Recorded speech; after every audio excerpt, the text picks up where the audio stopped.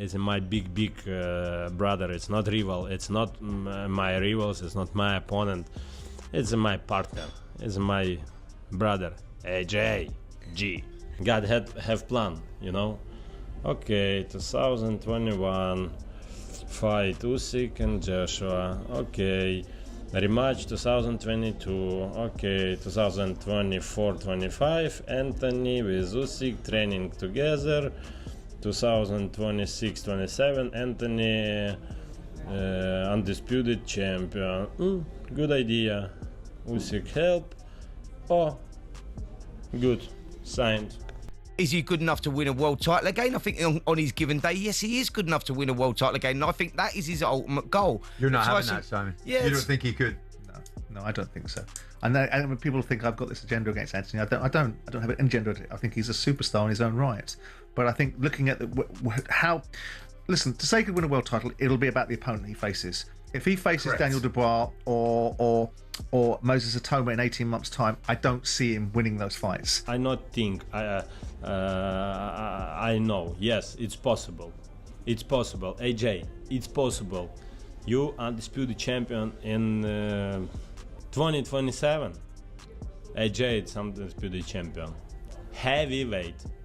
The boxing world may still doubt Anthony Joshua, but Oleksandr Usyk remains fully convinced that his guidance can help Joshua become undisputed champion, a goal he believes is destined to happen. 2027.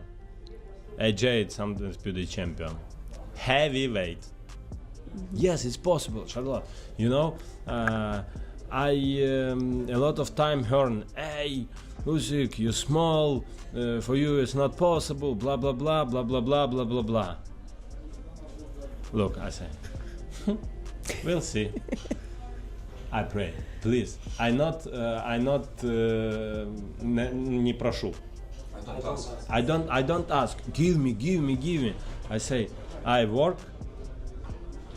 If it's possible, I do it. But I think it's possible. Yeah. It's possible. Usyk strongly believes his mentorship can help Joshua become undisputed, insisting that holding belts alone does not make a champion, but relentless hard work, discipline, and dedication do. Yeah, but physically good, mentality, I think good, because we speak every day. We're training 2 times, morning and evening. Yeah, every day we speak. Hey, listen, you know, I know Anthony, this is champion. Yes, Anthony now don't have belts, but for me it doesn't matter. Champion, it's not every time who have belts. Yeah. Champion, it's a man who live in, who work, who look in future. I can. Yes, I can. I will work. Contrary to Usyk's view, Simon Jordan believes Joshua faces a difficult path to another world title, warning that fights with Dubois or Itama could shatter those ambitions. His given day, yes, he is good enough to win a world title again, and I think that is his ultimate goal. You're not having that, Simon. Yeah, you don't think he could? No, I don't think so. And when people think I've got this agenda against Anthony, I don't have an agenda. I think he's a superstar in his own right. But I think looking at how. Listen, to say he could win a world title, it'll be about the opponent he faces. If he faces Correct. Daniel Dubois or Moses Atoma in 18 months' time, I don't see him winning those fights.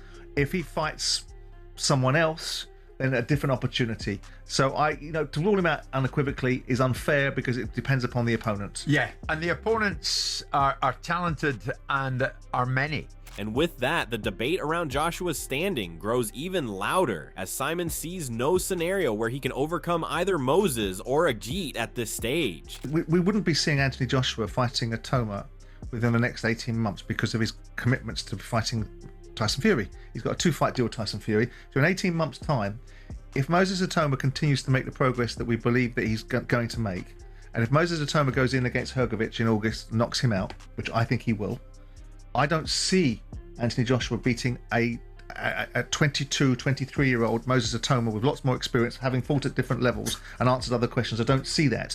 Ajit Cabiel, we make a case, myself and Spencer and Paul Smith, for Ajit Cabiel because of his performances against Makhmudov. Before Makhmudov was chopped down by him. He was considered to be fearsome. He was chopped down by him and shown up a little bit. He then went in against Frank Sanchez, who just had a great win the other day, and demolished Frank Sanchez. Yet Simon points to Agit's fight with Sanchez as evidence that Joshua may have a chance against Caballel, but sees no path for him to stop Moses from reaching heavyweight greatness. He dealt with Zhilei Zhang, albeit making a little bit of hard work and getting dropped himself.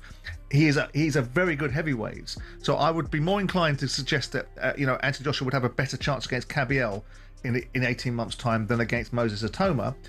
But I don't see Anthony. I see Anthony fighting Tyson Fury twice, and that's about it. Right. So, and Simon's right in what he says. Look, this is all about timing and what fights you're going to take at what times. And Moses Atoma, as we all know, and everybody, and I think even the other heavyweights in the division admit that Moses Atoma is the future of heavyweight boxing. In 18 months' time, if he continues growing the way that he's growing, it's going to be a different animal altogether. And at 38, coming on 39 then, Anthony Joshua's not going to be looking for those sort of fights. I think the two Fury fights, we see he's going to want a world title shot after that. This warm-up fight is only a stepping stone toward the heavyweight dream clash everyone has waited for, Tyson Fury versus Anthony Joshua. With Joshua in a 2-fight deal with Fury, the storyline is only getting more intense. Johnny Nelson says he was always against warm-up fights for both Fury and Joshua, but believes it could still bring out what remains in them at this stage. He points out that if Oleksandr Usyk can struggle against Rico Verhoeven, anything is possible, and Joshua must be careful. Should he and Tyson Fury have had a warm-up fight? I said no, because these boys will bring the best out of each other. AJ's not the fight he was, and neither is Tyson Fury. So, but you saw when Kell Brook and Amir Khan fought each other, they brought the best out of what was left of each other. And that's the same with AJ and Fury, because if they box somebody that's under par, there's a chance they're going to get turned over. We saw what happened with Usyk, almost happened with Usyk. So if Usyk, the great Usyk, if he can make that, look at that and think, I'm struggling. Johnny Nelson delivers a strong criticism of the matchmaking, insisting promoters need far more caution when choosing opponents in the heavyweight division. He questions the value of unknown names like Pringa stepping into major fights, and also takes aim at Frank Warren for his approach. Nelson makes it clear he is watching closely to see who Tyson Fury faces next, while also reminding everyone of past inconsistencies. He even points back to Joshua's comments, asking why Frank did not push Moses Atama into a fight with Fury when the opportunity was there. Publicly, how many people know this guy? You know, you're talking about big fights, so there's fights that for good heavyweights that Frank has that he offered to AJ. Why wouldn't he offer him to his own fighter? Yeah, AJ said that was actually going to be the last question on that, because AJ said, you know, Frank's trying to offer me Moses Itama. Why doesn't Moses fight Fury? Yeah, that's what I'm saying. So Frank, you can't wait for one and not the other. So whoever you pick for Tyson, you've got to play the game. You've got a batch of heavyweights there. If you think your man's good enough to, you know, in the position enough to beat AJ, and these are easy fights for Tyson, sling him in. I personally don't think either of them should have another fight until they fight each other. Despite the criticism, expectations remain high for Joshua to bring his A-level performance. Sergio Mora gives a blunt assessment of the heavyweight division, stating Usyk failed to dominate Rico Verhoeven and Fury could not completely dismantle Arslanbek, so he expects no slip-ups here. He warns against another flat showing and wants Joshua to make a clear statement. Mora believes fighters like Pringa do not belong at this level and expects Joshua to completely overwhelm him in dominant fashion from start to finish. No games played, seek and destroy if you're Anthony Joshua. You don't want nothing to go wrong. You don't want anything to ruin the big fight coming up with Tyson Fury and him, which will be the biggest fight in British history. I mean, in my opinion. No disrespect to Cole Froch. But I want him to go out there and annihilate this man. I want him to do what Anthony Joshua did to Francis Ngannou. No games, straight knockout, get your work in and get out. I don't want him to do what Tyson Fury did with the guy that he fought. Makhmudov. Makhmudov. going the distance. What Tyson Fury, Usyk did with Rico, almost losing that fight. You don't play around with these guys. You don't give them any kind of sense of belonging. As for the opponent, Pringa, Sergio Mora believes his resume is not impressive at all, describing it as a soft record filled with fighters who were not at elite level. He insists Pringa has never faced real-world class opposition and sees no chance of him troubling Joshua. Mora is very clear in his stance, saying Joshua should handle him in the same ruthless way he dealt with Francis Ngannou. He adds that the real focus should quickly shift toward the biggest fight of his career, the long-awaited Tyson Fury clash. And annihilate him. I don't care if he has 21, 20 knockouts. You look at that resume, it's soft. He fights losers. He fights guys that aren't accustomed to winning. So yeah, you got to get him out of there quick if you're Anthony Joshua, and move on to the biggest fight in British boxing history. Yeah, I think messing around is not good. I mean, I don't want to see Anthony Joshua give this guy any kind of respect. I want to see Joshua go into this fight with Pringa with the same mindset he went into the fight with Francis Ngannou. Whereas if this guy gives you an opening, he is going to drop a missile on your head in the form of that right hand. Now, Pringa, I've seen a couple of his fights. I've watched a little bit of his tape. If you stand in front of him, he's got decent power. As Chris Mannix highlights the power factor Pringa brings, warning that he can land punches like missiles that could trouble Joshua early, Pringa's manager Keith Sullivan also echoes that confidence, insisting this will be a far tougher fight than people expect for Joshua. He says they are not planning to see a full 12 rounds, instead aiming to break Joshua's rhythm and finish him in the early stages. Sullivan claims his study of Joshua shows that once he absorbs a big shot, his timing drops, and that disruption is exactly Pringa's plan. So we don't need 12 rounds. We don't need 1,000 punches. We just need 1 or 2 good punches on AJ's jaw to get him uncomfortable. We've seen it time and time again. When he gets hit in the right spot, he gets out of his comfort zone and loses control. And once we get him to that place, KP can step in and take over the fight. It's a really risky fight for Anthony Joshua. And let's look at it from the other perspective. If KP is all the stuff that these naysayers say that he is, and he doesn't have a good record and he doesn't have the skill, talent, and whatever, why on earth did Anthony Joshua's team present a fighter such as KP to him? What does that say about his team and their doubt? At a time when Usyk is pushing his belief in hard work to make Joshua undisputed, Joshua's upcoming clash with Pringa is still drawing scrutiny, even with his last fight against Rico Verhoeven under the spotlight. Sullivan uses this to double down, saying critics should remember Pringa would not be in this position if he was not capable of facing Joshua. He respects Joshua's team for accepting a heavy-handed opponent, but still sees clear concerns that this warm-up fight may expose flaws ahead of a potential Fury showdown. He also references the Usyk versus Rico crossover as a way to question those doubting Pringa's level. We've conceded that. We don't doubt that. But KP is a caliber enough of a fighter that he can take over in the ring and win this fight. That's the point that we've been making. Look at Rico versus Usyk. Did you think Rico was on the same caliber and on par with Usyk's talent? That's a great Absolutely point. not. But look at that fight. Keith, I was just about to use that as an analogy, actually, when you're talking about guys coming from crossover fights. But Rico Verhoeven, seems to be at a different level, to be totally honest, to your guy, when you looked at that going in. I mean, the exception doesn't prove the rule. To go to Keith's point, he can use the Rico Verhoeven, but the exception doesn't prove the rule any more than Ngannou making Tyson Fury have a difficult fight and Anthony Joshua knocking him out very quickly afterwards doesn't prove that argument either. Adding more fuel to the fire, Simon Jordan gives his perspective on the fight, saying viewing Pringa as a heavy-handed threat to Joshua is pure delusion. He highlights that Joshua has already faced far stronger punchers in his career, even if not every performance was perfect, pointing to fighters like Vladimir Klitschko and Dillian White, both handled decisively inside the ring. Jordan believes there is no argument to place Pringa above Joshua, and says the real answers will come once they meet in the ring. In response, Keith Sullivan mocks Joshua's recent fights, criticizing his bout with a YouTuber and referencing his knockdowns against Daniel Dubois. Well, the levels will be shown in the ring, and all the talk before it will make no difference. Lots of heavyweights are heavy-handed. Yeah. And actually Joshua's been in with lots of heavy-handed heavyweights, and you can talk about how he reacts. We've seen him getting hit. We saw him get hit by Klitschko, and we saw what he did to Klitschko. We've seen him get hit by Dillian White, who's heavy-handed, and we saw that. Now, these are years ago, I grant you. Sure. But this, with due respect to Keith, this guy is not at the level that Anthony Joshua was at. If Anthony Joshua maintains some degree of level, then I expect this fight to go Anthony Joshua's Simon, way. let's put that to So Simon, Keith. to your point, Simon, to your point, let's look at the caliber of fighters that Anthony Joshua has faced in modern times, in the recent times. A YouTuber who had to put on 40 pounds to fight him. He got sparked out by Daniel Dubois, knocked down 4 times.